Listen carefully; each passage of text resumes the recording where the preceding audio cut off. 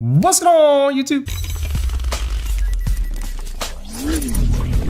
Welcome back, everyone. This is Lee, and yes, today we'll be talking about 3 V-mount batteries for your Nikon Z8. So, with all that said, let's begin. So right before we get started, I just want to point out that WIMAXIT, they did send this V-mount battery to me for evaluation. Also, Cine also sent this battery to me for evaluation. And also, the FX line, I bought this during the chip shortage. So with all that in mind, let's talk about price. Now for the FX line, this unit costs roughly around 280 USD, whereas the Cine comes in roughly around 160 USD. And also for the WIMAXIT, it comes around 130 USD. And as you can see, there's 3 different price brackets, but we'll take a look at the performance later on in this video. Now, in terms of the weight, the Cine weighs about 553 grams, whereas the WIMAXIT weighs about 535 grams, and the FX line weighs about 516 grams, which means that the FX line is the lightest one. But obviously, you guys are thinking if it's the lightest one, it probably contains the least amount of power. So we'll definitely see that when we get into the power portion of this test. Now, as for the power ports, all 3 sports a BP port at the bottom of the V-mount. That's very common, but let's take a look at each individual V-mount battery port. Here's the WIMAXIT. The WIMAXIT has 2 D-taps, 1 USB-A and 1 USB-C.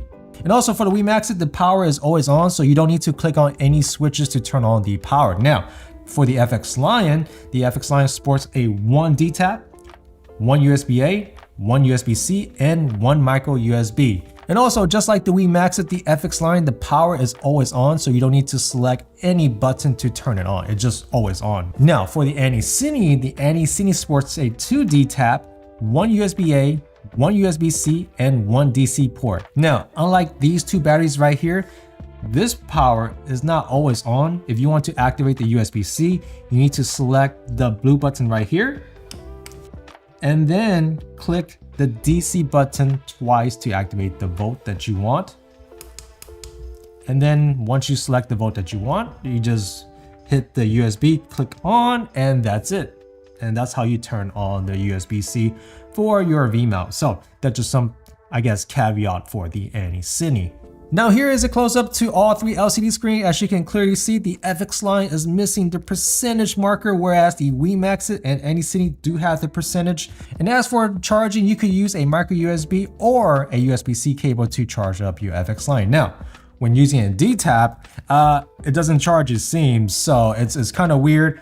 I don't know why it doesn't charge with a D-tap. It's such an expensive battery, but yeah, just want to point that out. Now, for the WIMAXIT, you could charge it up with a USB-C cable or a D-tap. For the Cine right here, this is only D-tap charge. You cannot charge this up with the USB-C. So keep that in perspective. Now, with all those features out the way, let's talk about capacity, because if you're buying V-mount battery, you're either doing time lapse or doing video recording. Now, in this test, I had nothing but the Nikon Z8 recording the wall without no autofocus.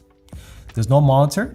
There's no audio equipment, just plain Jane Nikon Z8 recording the wall with my Sabrent CF Express card. And my format is H.265, 10-bit, MOV, 24p, 4K. And here are my results. Now for the FX Lion, I got roughly around 10 hours and 15 minutes. For the WIMAXIT, I got 11 hours and 53 minutes.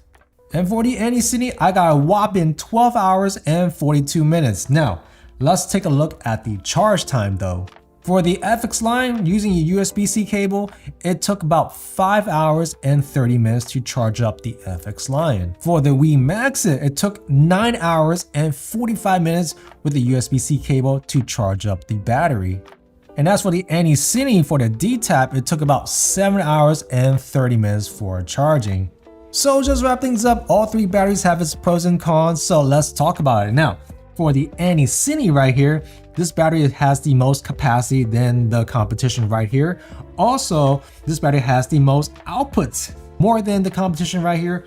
But some of the downside to the Cine is that USB-C is not always on. You need to turn it on every time. So that's a hassle in my book.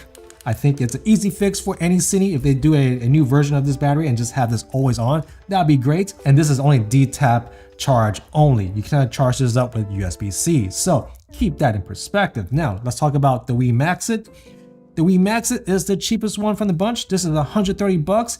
It comes with always on power. Now, the downside to this battery is that it takes a long time to charge up, but 130 bucks and it has more power than the FX line. I think that this is quite a bargain out there on the market, so keep that in perspective. Now as for the FX line, I just want to point this out before I slay this one down. I bought this 2 years ago during the chip shortage. Keep that in perspective. Now, with that in mind, this is the most expensive one from the bunch at 280 bucks. You could buy 2 of this almost. You could buy almost 3 of this almost. So yeah, that's crazy.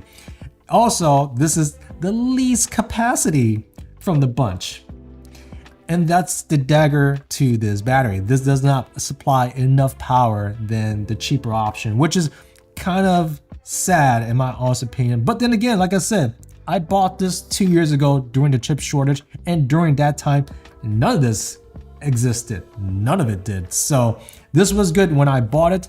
In today's market, there's a lot of competition when it comes to V-mount. Now, with that said, the only pro in the FX line is micro USB. If you have a bunch of those cables, this is a battery for you.